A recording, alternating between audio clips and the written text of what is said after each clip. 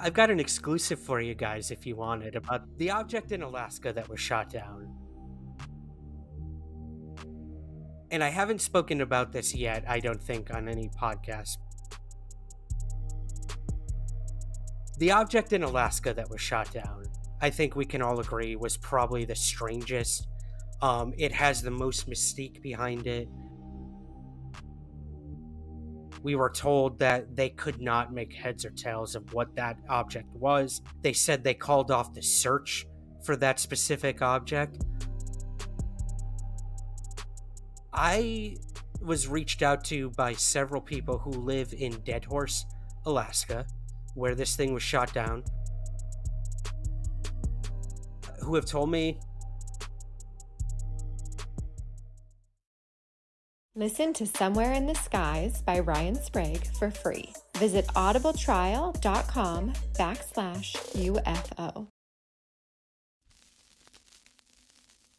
We know now that in the early years of the 20th century, this world was being watched closely by intelligences greater than man's. Did the CIA write Wind of Change by the Scorpions?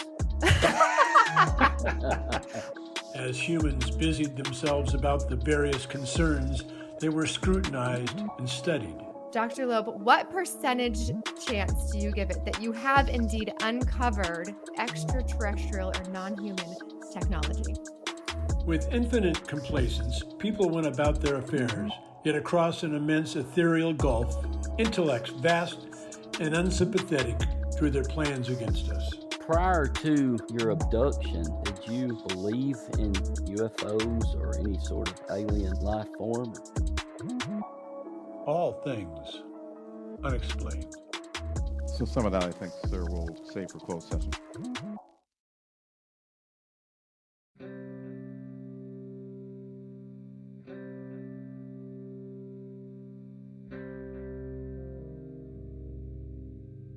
Hello, all you unexplained ones out there. Thank you for joining us. Those of you that are joining us live, or if you're listening to our podcast, we are grateful for each of you. If you have joined us live, please send us your comments, your questions. We will do our best to get to those throughout the show. We have a very special guest today. We will get into everything about him in a bit, but we're going to just dive right in and get the show rolling. And Ryan, thank you for joining us. The first thing we are dying to know a little bit more about is your UFO encounter. Would you share a little bit with us? Absolutely. Thank you. Thank you for having me.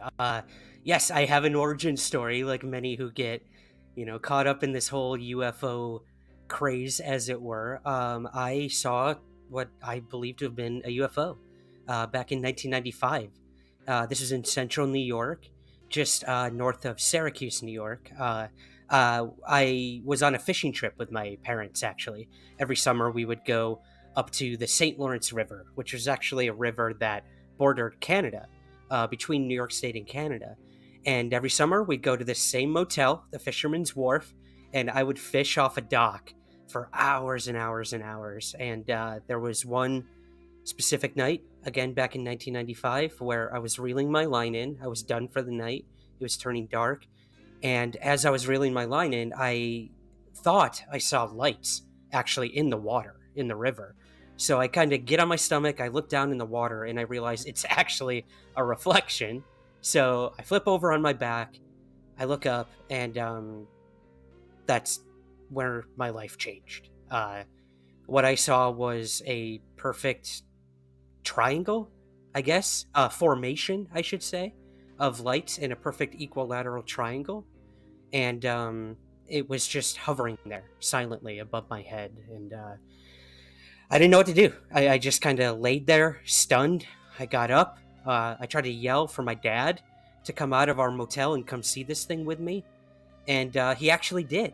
So my father witnessed this UFO with me. And we kind of just both looked up at this black triangle, as they've been coined, and watched this thing hover silently over the water and go onto the other side of the river and kind of just disappear out of sight. Crazy. How high up would you say that this UAP was? Good question. Because I was 12 at the time, Um, I will be the first to admit my memory is not as good as I hoped or wished it would be Right. at this age now. However, you know, I couldn't really tell you how high up or how big it was, but it took up a pretty big part of the sky. I mean, I didn't see like an actual machine. I try to make that clear to people. I didn't Right. see occupants within this triangle or anything like that. It was just a perfect equilateral triangle, one white light on each point, red light in the Mm. middle. But the big thing that I do remember is I couldn't see anything behind this formation. There were Okay. stars in the sky. I couldn't see those. I couldn't see the moon. So whatever it was blocking out everything behind it and above it. Wow. And like I said, took up a pretty big part of the sky. So either So it rather was large. huge, yeah, or it was very far away and also pretty big. I honestly couldn't tell you. Yeah. Does your memory serve you about how long it was there between you seeing it, getting your dad coming out and looking at it together? What would be your rough estimation? I would say, again, my adrenaline was going. I was Yeah. petrified. I was frozen on the dock. I couldn't move. I mean, all I could do was turn my neck to kind of yell inside to my dad. But I kind of, and I like to say kind of, remember maybe like 40 seconds I stared up at the Okay. thing before he came out. And I would say as soon as he came out and looked up and saw this thing with me, uh, another solid 20 to 25 seconds before it started slowly coasting over the water and then disappeared out of sight. So Wow. yeah, it felt like forever, I can tell you that much. Yeah. Well, that is a long time. I mean, a minute, really, it doesn't sound like much, but that's a long time to be staring at some unknown object in the sky that's got your heart racing a little bit. Like, what am I looking at? You say it went across the river and then it slowly moved, it sounds, and then disappeared, as in it sped up and went off, or just gone, vanished. It just vanished. I mean, I didn't see this thing like take off at breakneck speeds like people have sort of reported, anything like that. It just creepily coasted and then just disappeared over the tree line on the other side of the river. And then Mm. Canada's problem after that.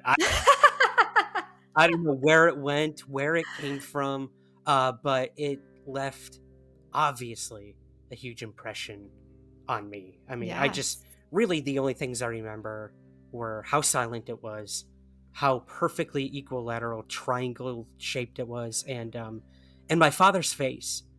That really really stuck with me because Oh, I'm a yeah. kid looking at my dad to like explain this thing to me, and I'm just Right. looking up at this dude and he's as white as a ghost, jaw open, watching this thing.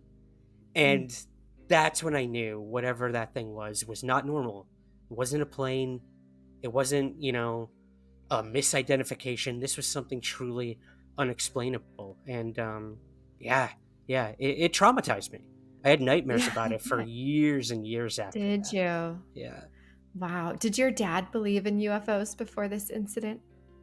Not to my knowledge. I mean, I'd never even Mhm. heard of UFOs. I wasn't into any of that stuff Right. when I was 12.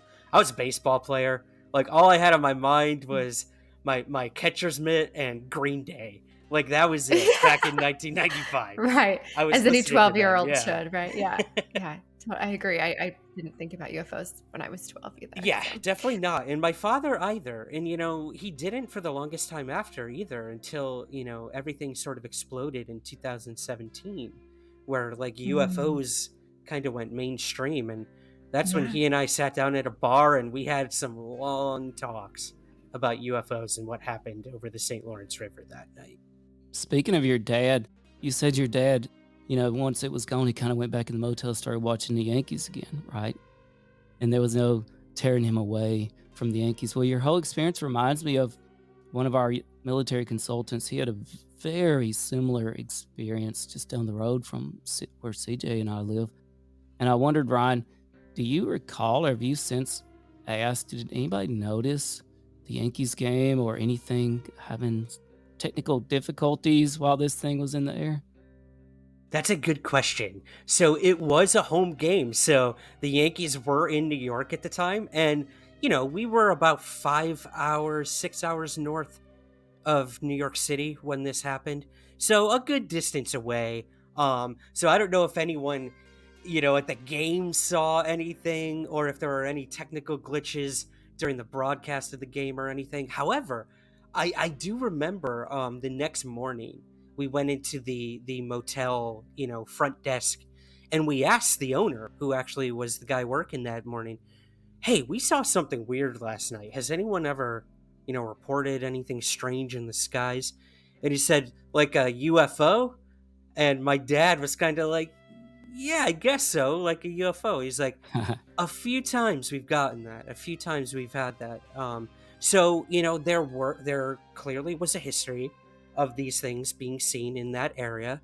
We hear a lot that UFOs are seen near bodies of water, so that might be a reason for that as well. But yeah, I kind of went into investigator mode the day after. I asked the motel guy. I asked everyone else at the motel, like, did anyone else see something weird that night? And most of them were like, go away, little kid. Like, what are you talking about? We're trying to have a vacation here. So his TV didn't mess up or anything. Not that I recall, no. But, it is funny.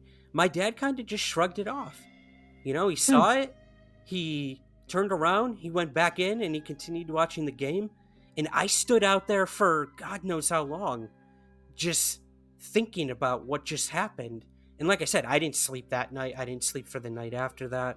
I didn't have a good night's sleep for, I'd say, almost a year after that. I just kept thinking about Wow. that thing in the sky, and it really Yeah. affected me psychologically, emotionally, physically. I mean, I was an insomniac after that for a Right. while, and it took some time to kind of accept it, learn about what it possibly could have been, um, and move on with my life. But clearly, I didn't move on too much. Yeah, you didn't move on very far, right? Yeah. Children are such better scientists than adults, right? Like kids see something and they want to know every detail about it. I mean, just this morning I took my 2-year-old for a walk and there was a dead worm being eaten by ants, and he could have stood there and looked at this science experiment forever. He was enthralled, right? As adults, we just go, okay, move on. Like, got things to do, the game's on, dishes to do, what have you. Kids do a much better job of thinking about what they've seen and internalizing it and wondering and pondering. So it sounds like that UFO came along at the right time because it dug its claws in you, and then you got to continue learning about them and move forward with UFOs in your life. Yeah, absolutely. It changed my life. It really did.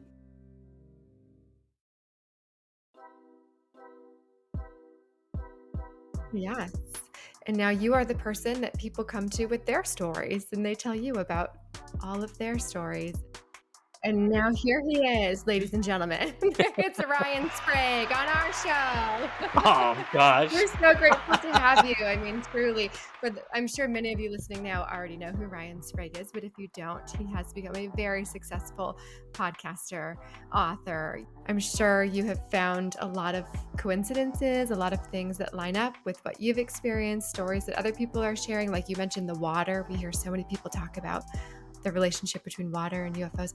We have now heard so many stories from New York. I can't believe how many UFO sightings there have been in New York. It's interesting. One of the first ones that we heard was a giant one in Queens, New York.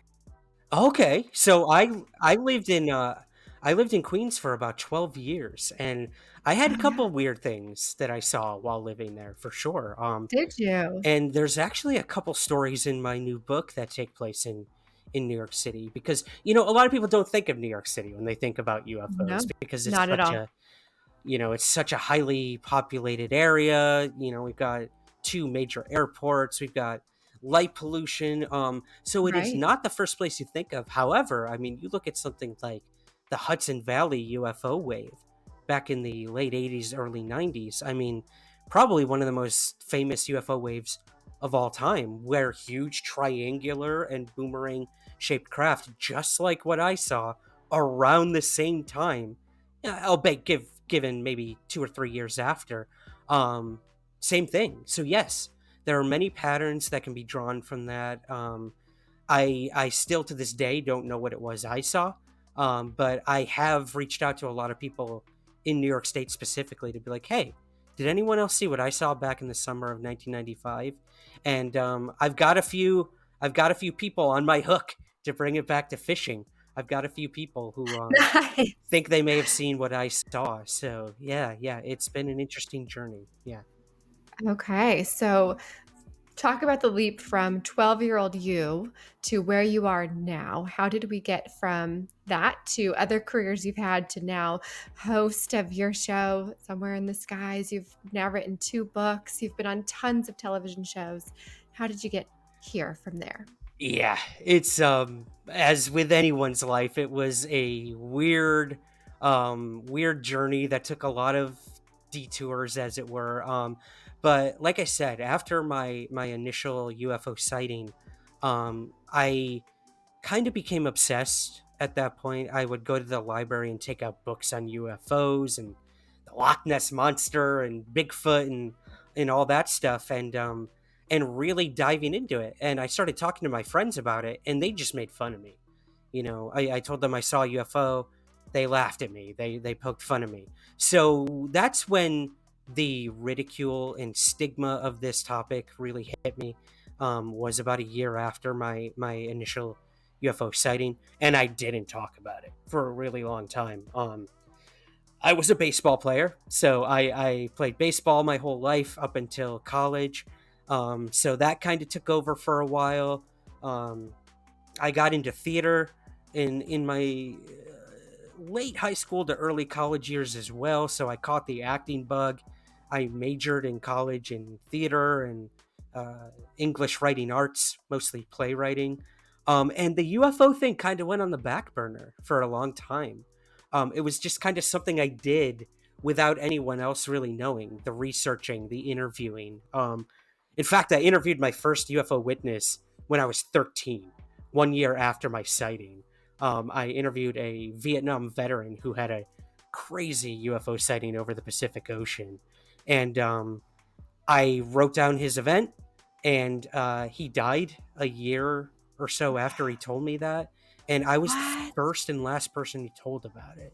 So that's when I knew that that's what I wanted to do. I wanted to interview people who have had sightings and how it impacted their lives. And this one guy, this Vietnam vet, that was it for me. Like that weight put on my shoulders to be the only one he ever told about this. I didn't know what to do. I was 13.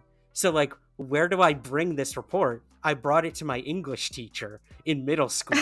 Like that's what I did with my first UFO report. Hope they were open-minded. Yes, they were. And I thank my teacher, Miss McCrone, every day for that. She gave me an A on it. But yeah, like I said, I kind of did it secretly for a really long time. And then I'd say around when I graduated from college is when I got very serious about it. I started listening to UFO podcasts that were out there at the time, the early days of podcasting. Um, and I started diving into all the documentaries like a lot of people do. And that's when I slowly started to realize something was missing from ufology. And it was this human approach to it all. Nobody was really focusing on the people having these sightings. It was always about when an event happened, what did the craft look like, was there any trace evidence left behind, and that's good. That's that's necessary. That's essential to study UFOs. But I wanted to take what I was learning in theater, and that was to focus on people, focus on individuals, characters. What motivates someone to do something? Why do you see a play? It's because you're being dropped into a pivotal moment of someone's life where something needs to change. Otherwise, why are we watching the play? You know. So I decided that was going to be my ufology. I would focus on the people. I would focus on their UFO sighting, which for most people is a pivotal moment in their life. It changes them like it did me. And that's kind of what I did. I started going around the country and interviewing people in all walks of life about their sightings and putting a microscope on them and you know, eventually how an event affected their lives and changed their lives. And that kind of culminated into my first book in 2016. And my podcast that would come to follow after that. So yeah, it's been a crazy journey. Yes. You've got this Anomicon coming up in September. Tell us a little bit about what people can expect there and how they can join. Sure, thank you so much. Yeah, this is a virtual conference that I have put together, which is basically comprised of individuals who have really inspired me throughout the years. And that's not just UFOs, that's everything from the paranormal to the supernatural to literally all things unexplained, which is Yay. the reason for your show. Yeah. That represents Anomicon. Everything anomalous, whether it's Bigfoot, ghosts, UFOs. We have people diving into dreams, the spirit world, psychics. And again, these are people who have been huge inspirations for me throughout my many years of studying UFOs. And the other big thing is when you get involved with these topics, you start to see that there are communities. There's the UFO community, the Bigfoot community, the paranormal community.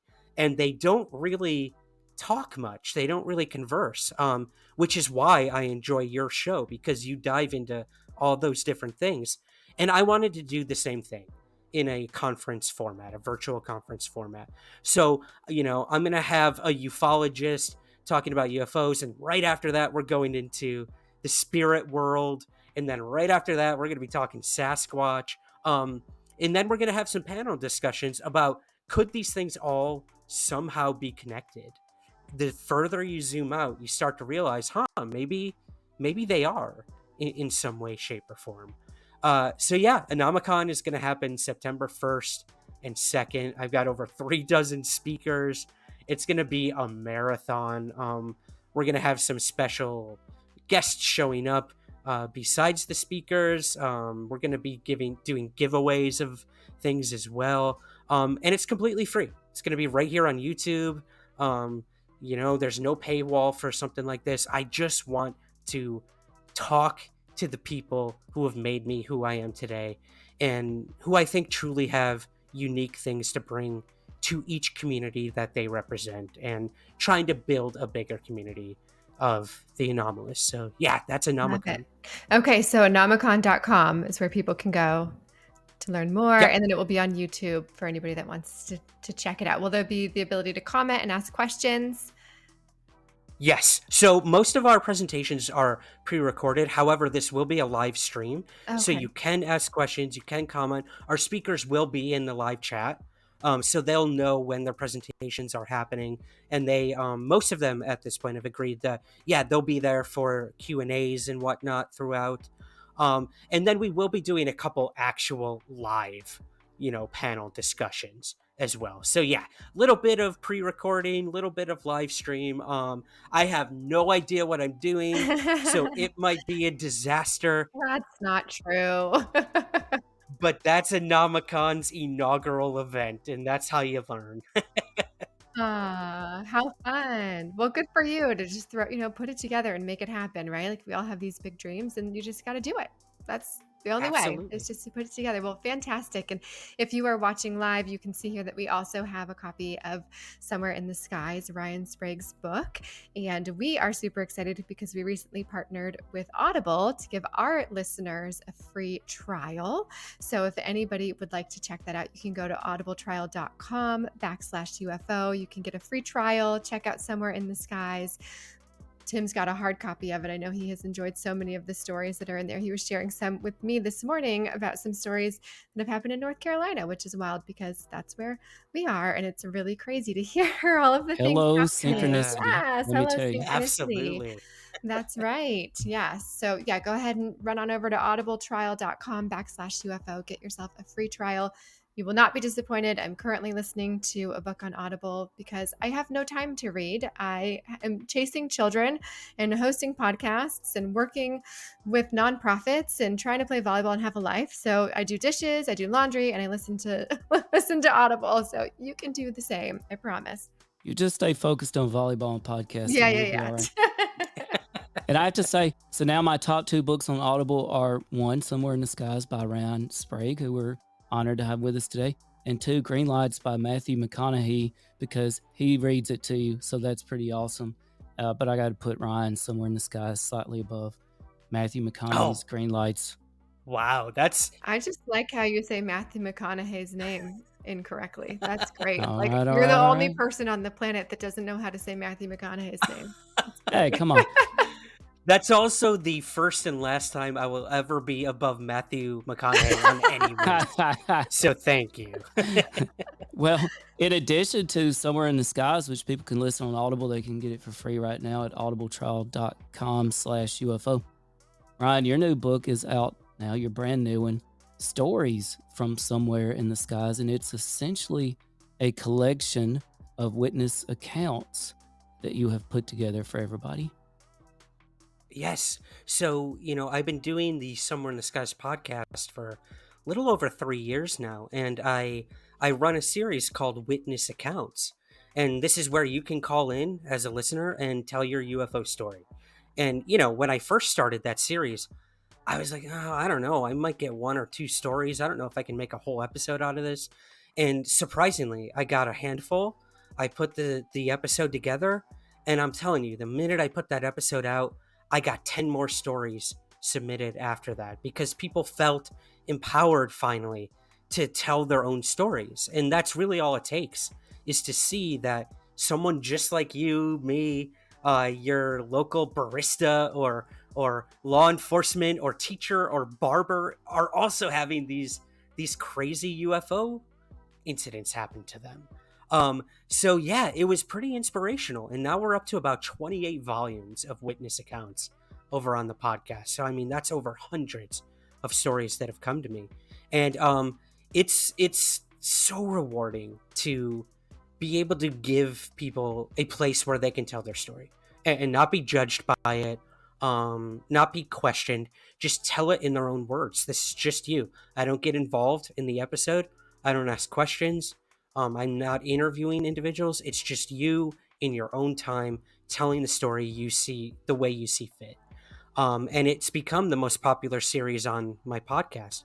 So I decided finally, after hundreds of these stories, to kind of look at what I felt were some of the most compelling, some that really stuck with me, really resonated with both myself and the audience. And I came up with 50 of my favorite stories throughout the years of the podcast and put them in book form. And that's what the book is. It's kind of broken up into 3 sections: sightings, close encounters, and military incidents as well, because we know that's the big thing in the news right now. And a lot of people consider military observers, highly credible. They are trained observers, most of them. So I have a whole section dedicated to that as well in the new book. So yeah, it's basically a greatest hits of the Somewhere in the Skies podcast. And it was such a pleasure to put together. Oh, absolutely. I love the way you broke it up. And I mentioned synchronicity. I never thought much about synchronicity until we started this podcast. And man, the synchronicity just went off the charts when I started reading Ryan Sprague's new book, Stories from Somewhere in the Skies. And Ryan, the foreword of your book is by one Dr. Diana Walsh Pasulka from UNCW, that's University of North Carolina, Wilmington, which CJ used to live in Wilmington. I did. Oh, wow. That happens to be right down the road from us. So the synchronicity started with the forward. So I knew I was onto something great. And I just wanted to mention a little bit about what she said about Ryan Sprague. I'm sure Ryan remembers, but this just a little bit. She said, Ryan Sprague's work is very similar to the research. By the way, we really appreciate your research. It's qualitative data. It's just as important as any quantitative mathematical data out there. He's very similar to one of the best researchers of UFO phenomena of all time, Dr. Jacques Vallée. He interviews ordinary people who have been changed in ways that reorient their values and lives. As they open up their minds to the realities of the cosmos, they do not take life for granted. Ryan Sprague's work opens this world to us. He has always been and continues to be at the center of this rapidly changing story, one experience at a time. And I thought that those were really great words from Dr. Pasulka there, Ryan. Yeah, I was very touched by that. She's a big hero of mine. American Cosmic sort of changed the entire dialogue on UFOs in the past few years, and her expertise within the realm of religion and its connection to the UFO topic and the way we interpret a lot of these experiences really resonated with me, and I'm sure a lot of people who grew up in any sort of faith. I know she mostly focuses on Catholicism.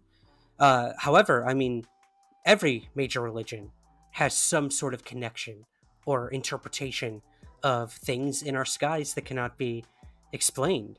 And I think her work was essential for the further conversation going on with UFOs right now. And I have interviewed her a few times, and I really threw a Hail Mary. No pun intended, religious wise.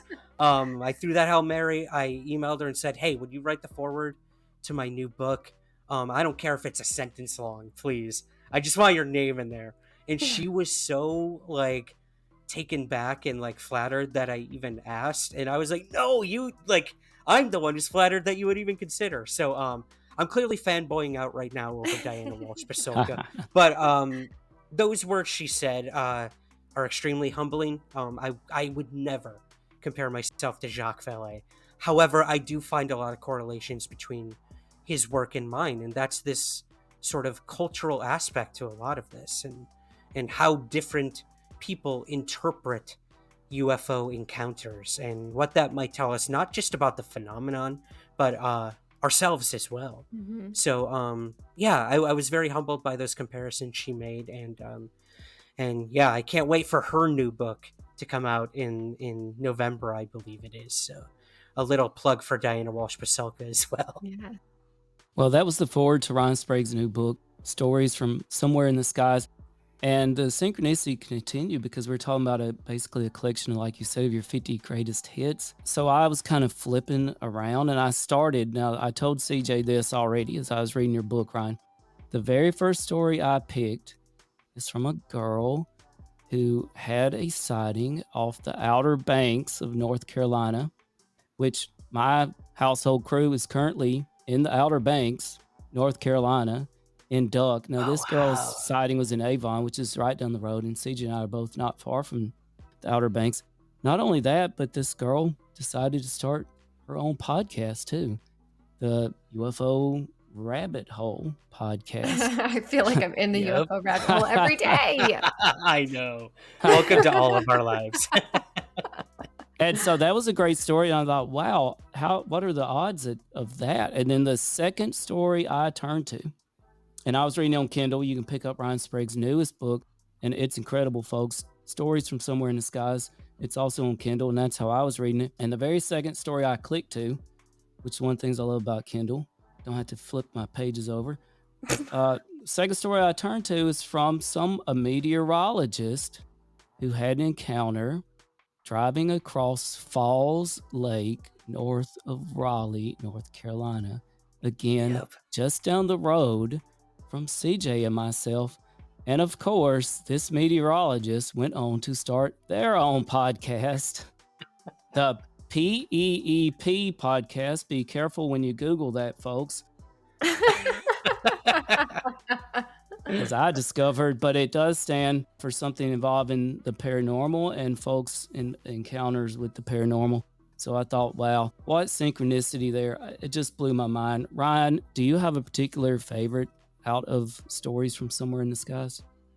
Oh man, it's like choosing your favorite child, right, CJ? I don't know if I could do it. I don't know what you're talking about. That would be so easy what? for me. No, okay. Oh boy, don't let your kids hear that. So I mean, the easy safe answer would be they're all my favorites.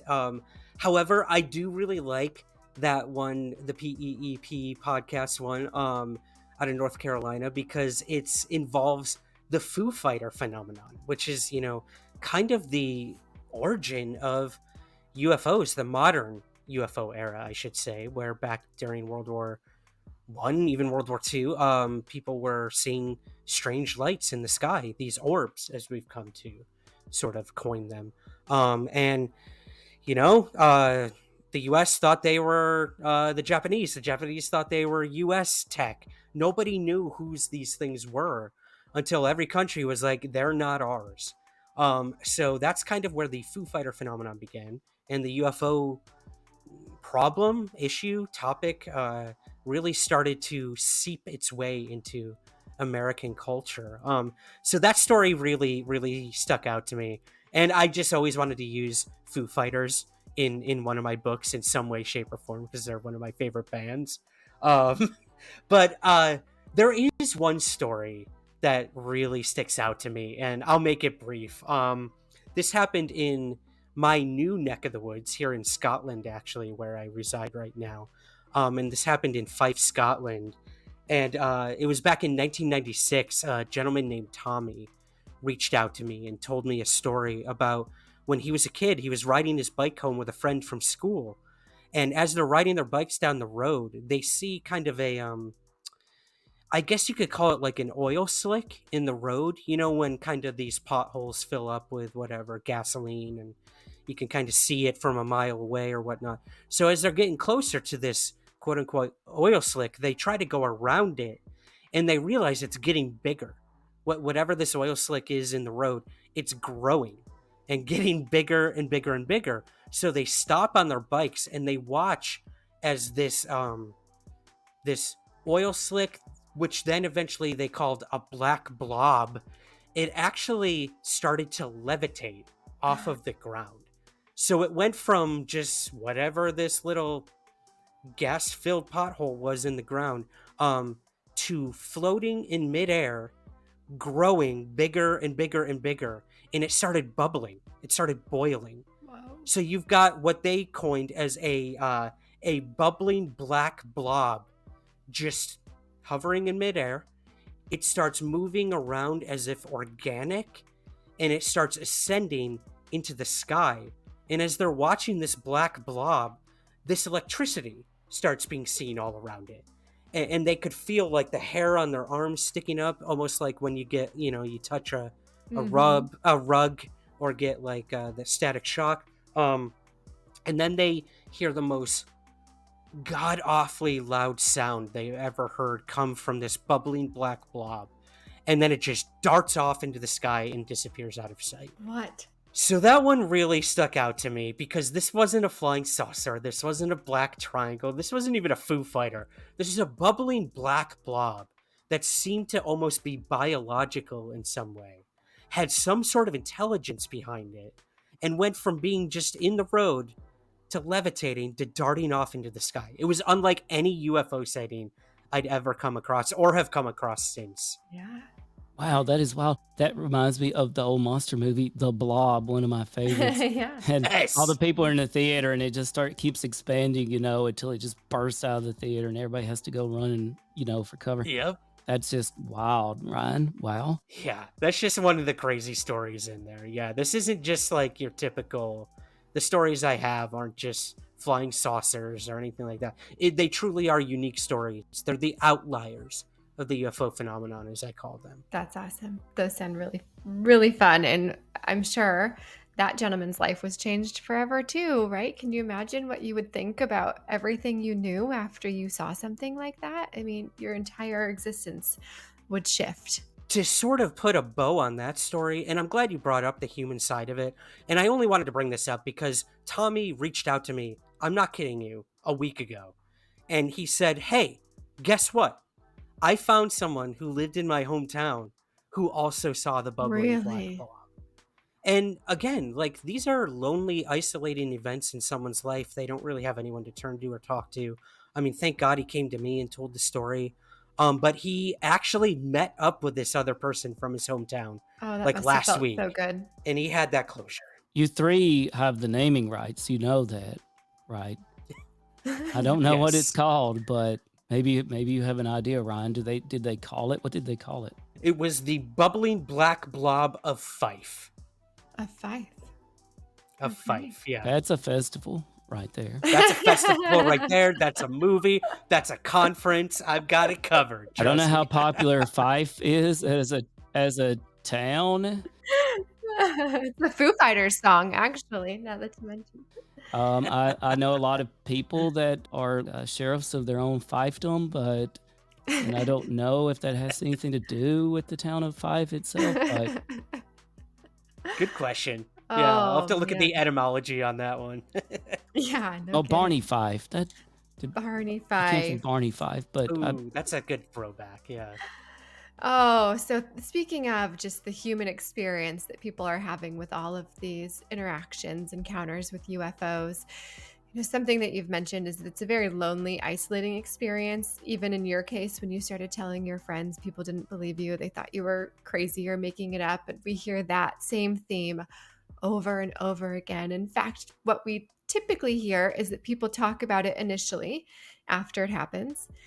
They get so made fun of, but they stop talking about it for years, maybe their entire life, until they meet somebody like you or find a show like us, and suddenly they have a comfort zone and can speak of it again and feel properly represented, understood, what have you. What would you say to anybody right now that still is not on the UFO train? What about the importance of keeping an open mind? Yes. So, I would consider myself an open-minded skeptic. I'm not out here shouting from the rooftops that what all these people in my book have seen is a alien from Zeta Reticuli. I don't know that. They don't know that. Nobody knows that. Anyone who pretends to have the answers to the UFO phenomena, because I do believe there are many different things at play here. For anyone who says they have all the answers, I'm sorry, it's just not. It's not true. So I consider myself an open-minded skeptic. I think everyone should be. In fact, the mantra to my show is keep your feet on the ground, Mm-hmm. but never stop searching somewhere in the skies. So always having one foot down, being like, maybe there could be a prosaic or even anomalous, but still somewhat explainable explanation for a UFO sighting. However, I will always remain open to the possibility that we are dealing with a variety of things: extraterrestrials, extra dimensional, time travelers from the future, crypto-terrestrials from within our planet. The possibilities are endless because we don't know. We have absolutely no idea what UFOs are or aren't. So yeah, I think for anyone out there who is, skeptical, stay skeptical. Like, it's very important. But for those individuals who come forward and say, no, I know what I saw, and I know it wasn't a weather phenomenon. I know it wasn't a plane. It wasn't a blimp. I didn't misidentify something. Just take their word for it. I mean, I'm not out to debunk UFO cases. I'm not out to call anyone a liar or making things up. I'm here to hear your story, to listen. And sometimes that's enough for people, to just have someone to hear them out. That can be closure for them. So yeah, I think it's very important to always remain skeptical, but to also realize the world is far bigger, far stranger than we ever thought it could be. And I think some of the healthiest skeptics or scientists out there who do remain open to the possibility are the ones who are really making incredible discoveries now. You look at someone like Dr. Avi Loeb, who I know you've had on your show, who is taking the slings and arrows right now from the mainstream scientific community. And he's the one stepping on the landmines so that younger scientists can then walk over him and say, thank you, Avi Loeb. Thank you for taking a risk, man, because look at where we are now. So yeah, I think it's very important to always be skeptical, but to also be open-minded as well. Yeah, he really is a maverick, isn't he? That Avi Loeb. We're thankful for the work that he is doing. So I'm just curious for my own knowledge. In your day-to-day life, do you encounter more people who believe in UFOs or who don't believe in UFOs? And have you seen a large shift in the past 6 years or so? Tremendous shift. Seismic. It's crazy. Again, like, nobody talked about this before, like, 2016, 2017. There was, like, maybe, I don't know, 10 podcasts out there covering UFOs. Like, I wouldn't be caught dead talking about this stuff on, like, a first date. Like, there was no second date after that, ever. But now, like, it's crazy. Everyone I talked, I went to my local coffee shop this morning here in Scotland, and Yeah.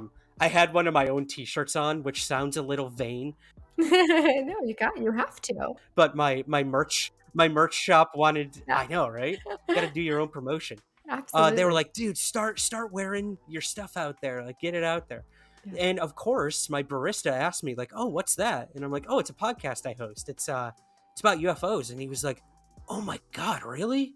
I'm like, "Yeah, yeah. You know, it's about all that stuff, that really weird stuff out there." He's like, "It's not weird." He's like, "I think it's amazing." He's like, "I've seen a UFO," and boom, like that was it for me. And I can't tell you how things have dramatically changed. It used to be, you know, 2 people out of 10 would say they believed in UFOs.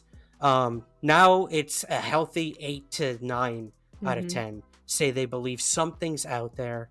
And a lot of that has to do with everything that's happened since that New York Times article, you know, slapped us all across the face and made society and the public really take this topic seriously. And boy, they're taking it seriously. Yeah, absolutely. Believing in UFOs is a lot less scary than trying haggis. Let me tell you that right now. Very true. Very true. So no problem believing in UFOs. Speaking of people believing and people want to believe and people want to know what's out there and people calling for disclosure and wanting to know the truth. Folks that grew up on the X-Files like I did, like CJ might have. She used to be known as our Scully.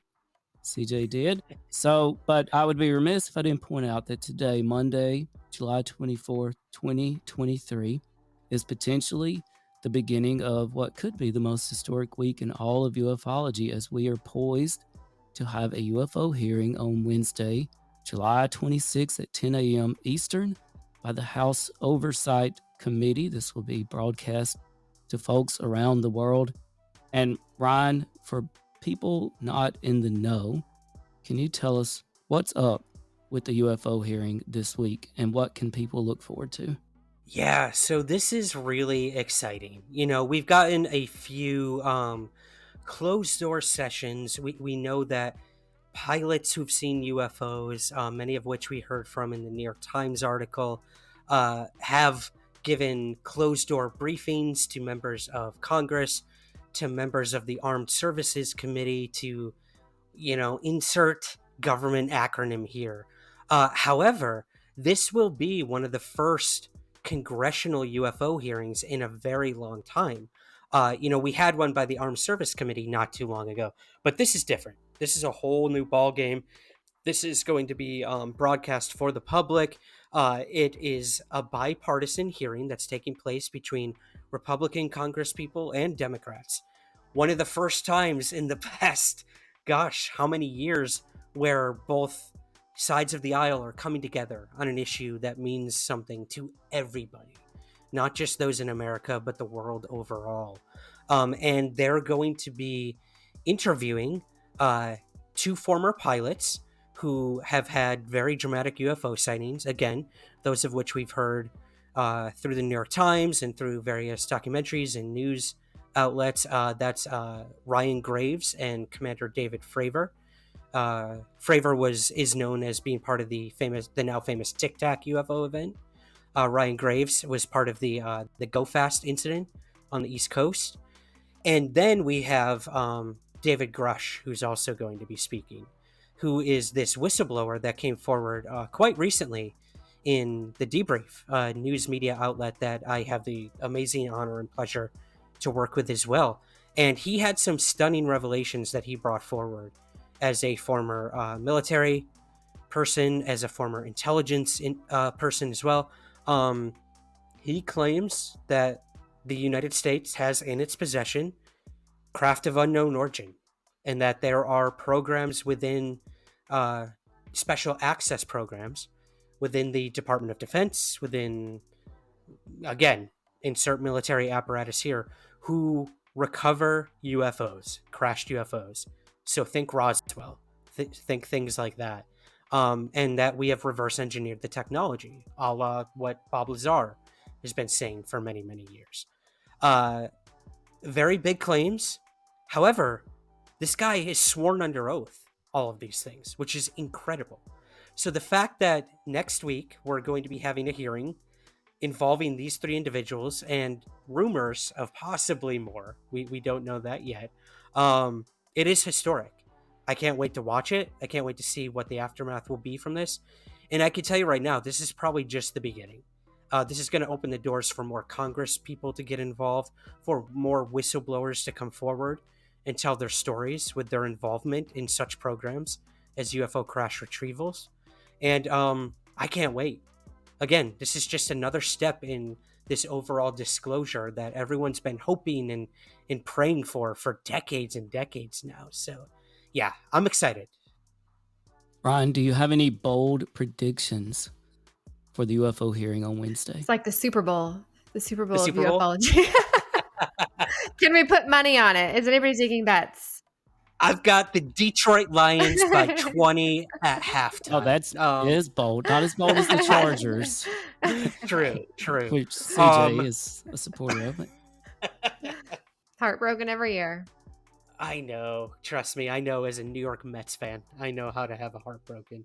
I think, a lot of people are complaining that we've heard from all these people before. What's going to be new in these hearings? But we have to remember that this is an open hearing that's going to be broadcast around the world. This isn't for UFO Twitter. This isn't for UFO aficionados or quote-unquote experts, which no one actually is. There's no such thing as a UFO expert because no one knows what the hell is going on. Sorry, I'll get off my soapbox. I think this is going to be huge for the public. It's going to show those people who haven't thought twice about this topic that, whoa, like Congress is taking this seriously. They think there's actually something to this. Not only that, they have pilots on the record who have encountered these things in the sky, who could not explain them, who were outmaneuvered by UFOs flying our most sophisticated aircraft in the U.S. arsenal. So it isn't for us. It's not for us. This is for everybody. So I think, it's really going to be a wake-up call to those people out there who don't think there's anything to all this, who think it's a waste of time for you and me to be studying this stuff and doing podcasts about it and writing books about it and going around the world interviewing people about it. There's something to this. And it's clear the U.S. government believes there's something to this. They've acknowledged UFOs exist, but now the real questions come. Where do they come from? What are they? What do they want? And I think some of those questions could possibly come up and even be answered at this UFO hearing. Amazing. Fingers crossed for sure. Ryan, are you okay with doing a couple of hot takes with us? Absolutely. I love getting into trouble. All right, let's do this then. Here's a couple of hot takes. First, I want to play a little video clip, and I had to remove the audio because I just didn't have the time or energy to bleep everything out that required bleeping, but I'm going to try to fill in the gaps here. So let's get your take on, let me see if I can get this person. Yeah, here we go. Shoot, I haven't seen this.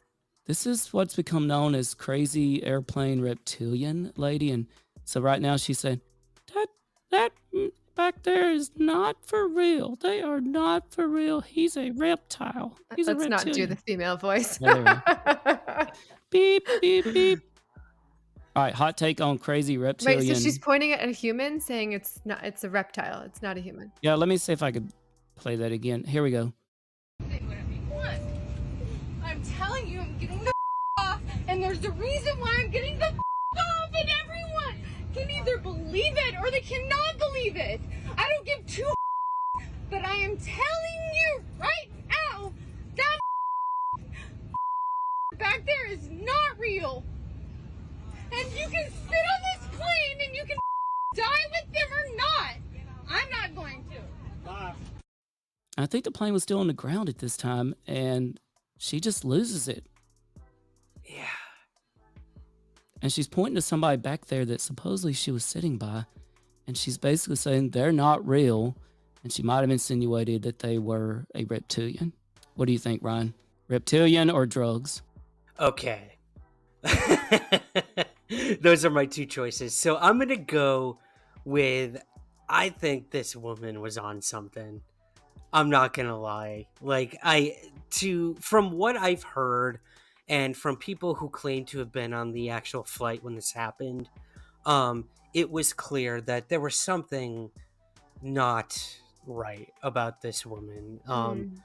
And as much as, we crave drama and we love any chance to connect UFOs or aliens or reptilians to any of this sort of stuff. I think this is just an unfortunate situation where a woman either had a mental breakdown of some sort or was on something. It's so interesting.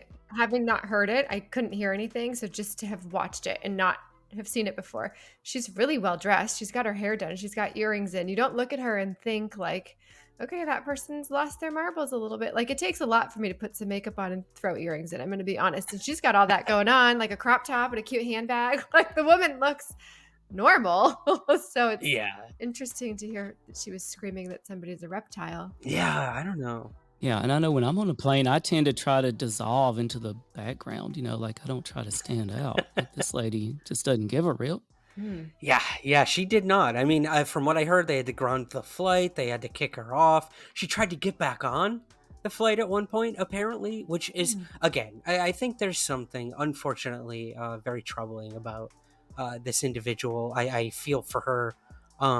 It sucks, like, now she's gone viral because of this. I mean, that's the world we live in, unfortunately. You make one mistake, and it's recorded, and, like, it stays with you forever. But, look, that's also the consequence of acting out and doing something that potentially could get you arrested. I mean, she was arrested for this, clearly.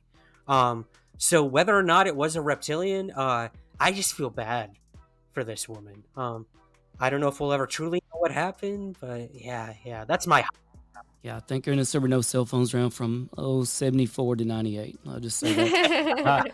Now, for something a little more serious, Ryan, we consider this the keystone of the UFO phenomenon, essentially, and it kind of depends on how you look at it and which way you go with the UFO phenomenon. What's your hot take?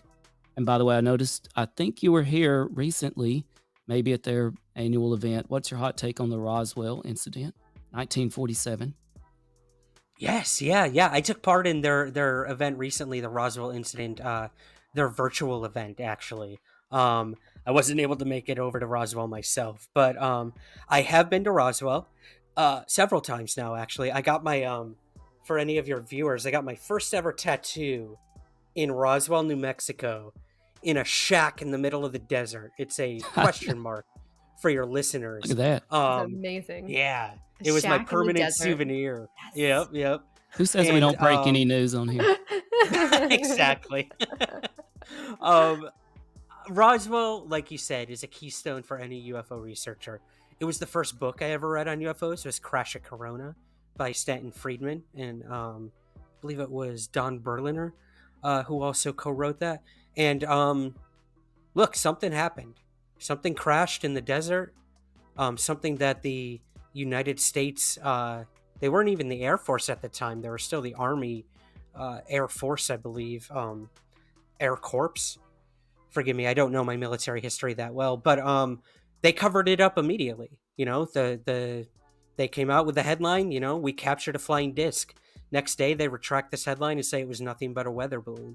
But we know for a fact now it was not a weather balloon. They tried to disguise it also as this Project Mogul many years later, this high altitude spy balloon project that had been going on, when in reality, the individuals who worked on Project Mogul have come forward and said, no, that was not Project Mogul. I've had the amazing opportunity to go out to the actual crash site and actually work with a geologist who found pieces of metal out there in the desert.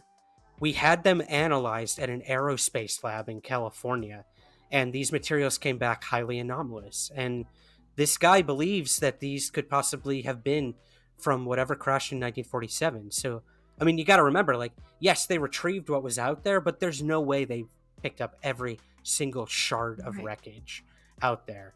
And he also found out there amongst these pieces of metal military buttons from military uniforms that were dated back to the 1940s. We had those carbon dated as well. So Wow. I can't tell you what those metals are. They came back highly anomalous.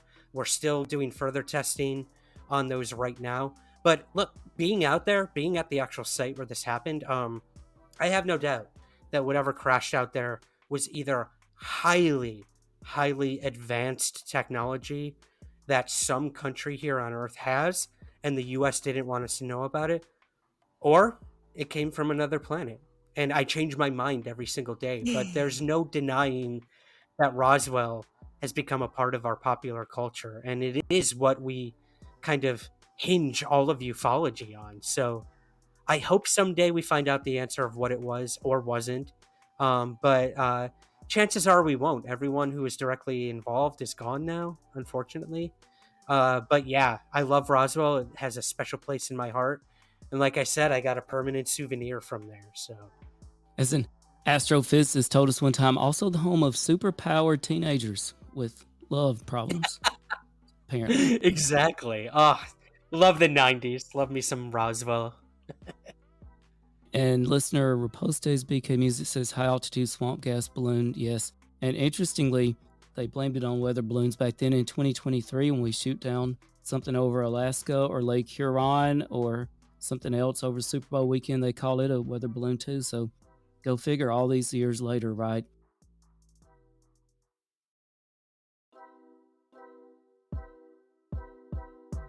I've got an exclusive for you guys if Okay. you want it about Yes, the Absolutely. Alaska. we do.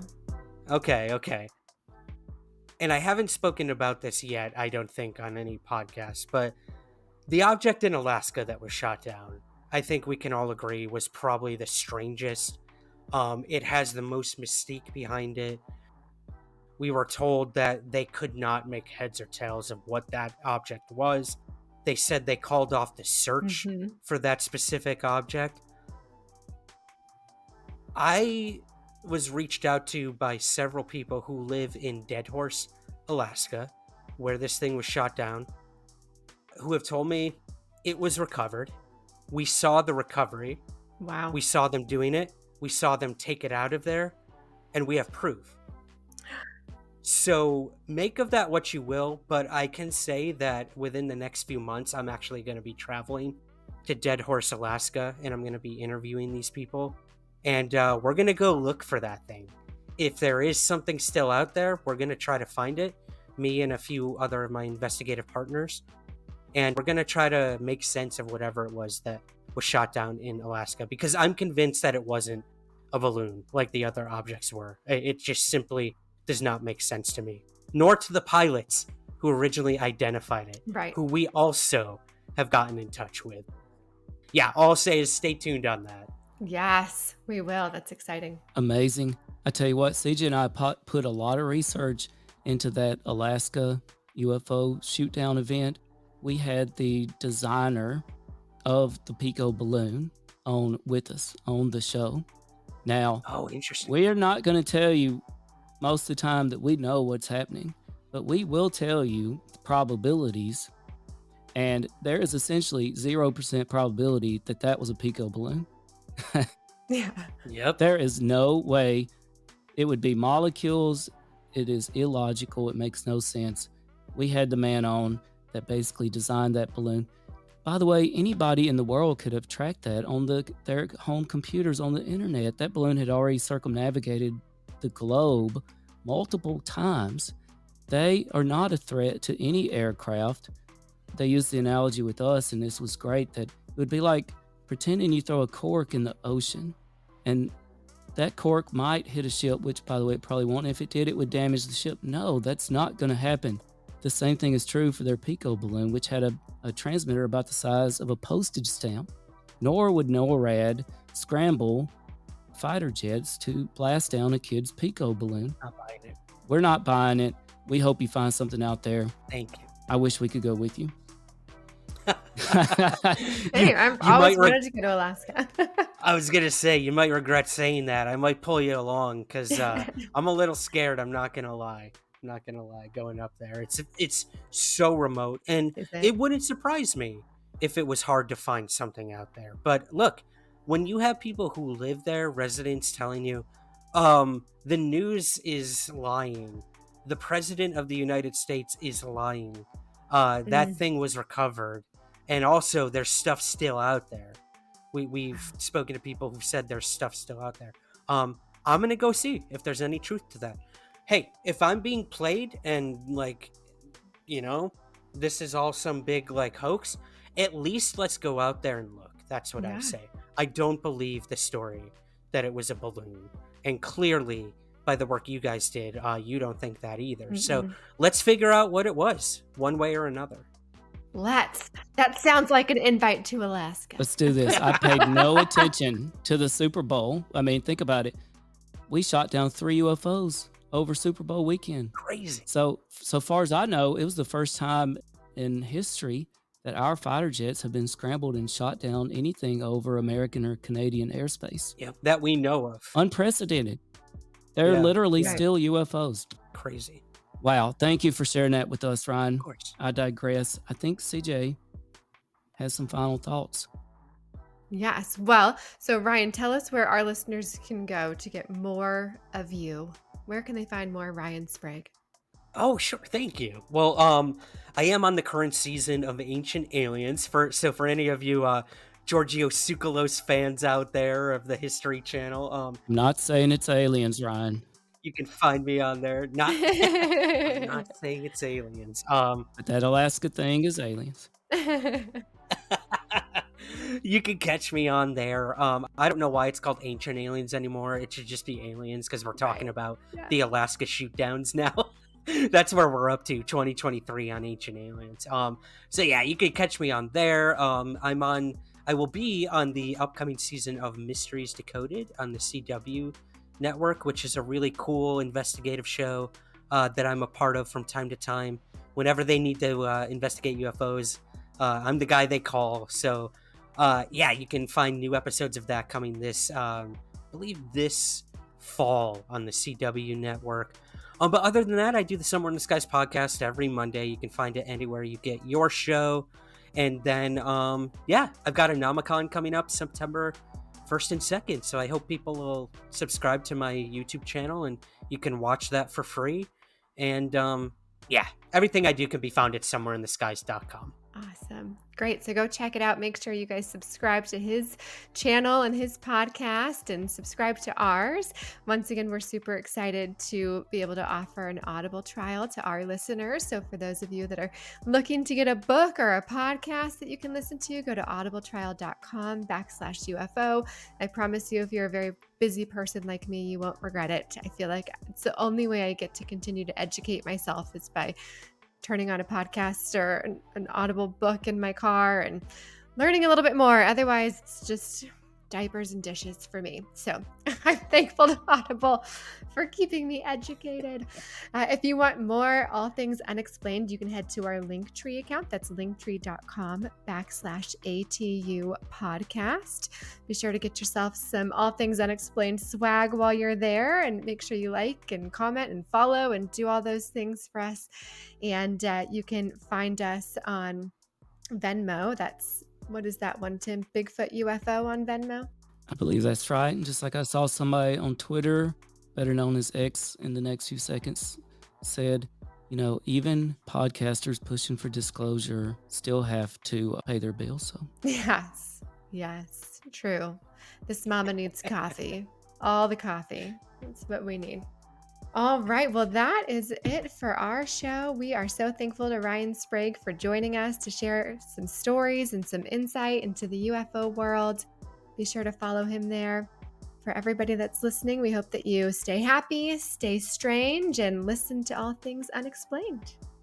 Until next time. thanks, Ryan. Thank you so much, guys. It was a pleasure. Thanks. Like,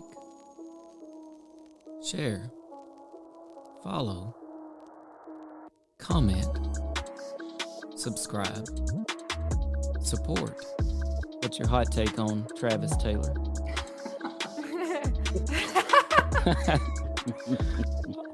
I've got an exclusive for you guys if you Okay. want it about Yes, the Absolutely. Alaska. we do. Okay. More at BigfootUFO.com. All things unexplained. So some of that, I think, sir, we'll save for closed session.